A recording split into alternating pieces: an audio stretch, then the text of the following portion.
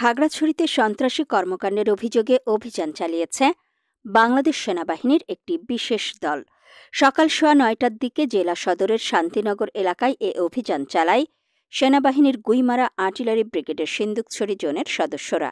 অভিযান চলাকালে 3 রাউন্ড গুলি বর্ষণ হয়। এ সময় অভিযুক্ত অস্ত্রধারী যুবক কংচাই মারমা একটি ভাড়া বাড়ির বিল্ডিংয়ের ছাদ থেকে লাফ দেয়। আহত অবস্থায় উদ্ধার করে জেলা সদর হাসপাতালে নিয়ে গেলে কর্তব্যরত চিকিৎসক তাকে মৃত ঘোষণা করে।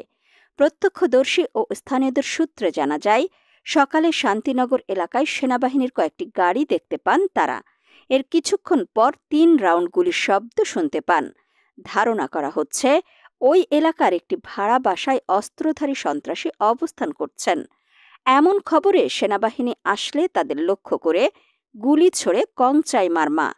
পরে পালানোর জন্য লাফ দিয়ে পাশের বাড়িতে পড়ে গেলে সেনা সদস্যরা ওই যুবককে ধরে ফেলে।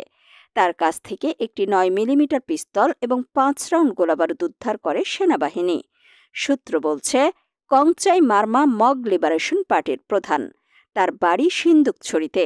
বছর দেড়েক আগে খাগড়াছড়ি জেলা সদরের শান্তিনগর এলাকায় সুজিতদের বাড়িতে পরিবার নিয়ে ভাড়া থাকতেন তিনি। বাড়ির মালিক সুজিত জানান, 1.5 বছর আগে তার 2 তলা বাড়ির নিচের তলা ভাড়া নেন কংচাই মারমা।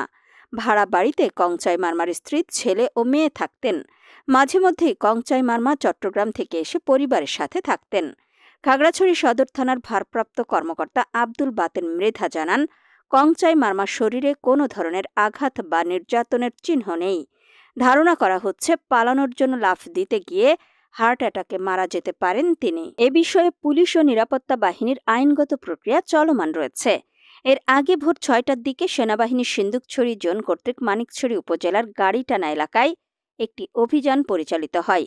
এ অভিযানে ইসমাইল হোসেন নামে মগ লিবারেশন পার্টির একজন সশস্ত্র সন্ত্রাসীকে 2টি লোকাল এলজি এবং 5 রাউন্ড কার্তুজ সহ গ্রেফতার করা হয়।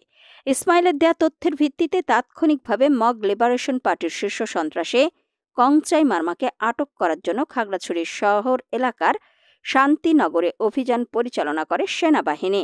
মগ লিবারেশন পার্টির চেয়ারম্যান কংচাই মারমার সহযোগী ছিলেন আটককৃত ইসমাইল।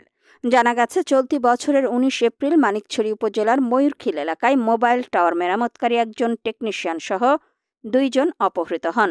উল্লেখ্য, কংচাই মারমা দীর্ঘদিন ধরে খাগড়াছড়ি এলাকায় বিভিন্ন সন্ত্রাসী কর্মকাণ্ডের মাধ্যমে ত্রাসের রাজত্ব সৃষ্টি করেছিল। উক্ত সন্ত্রাসীর বিরুদ্ধে একাধিক অপহরণের অভিযোগ রয়েছে।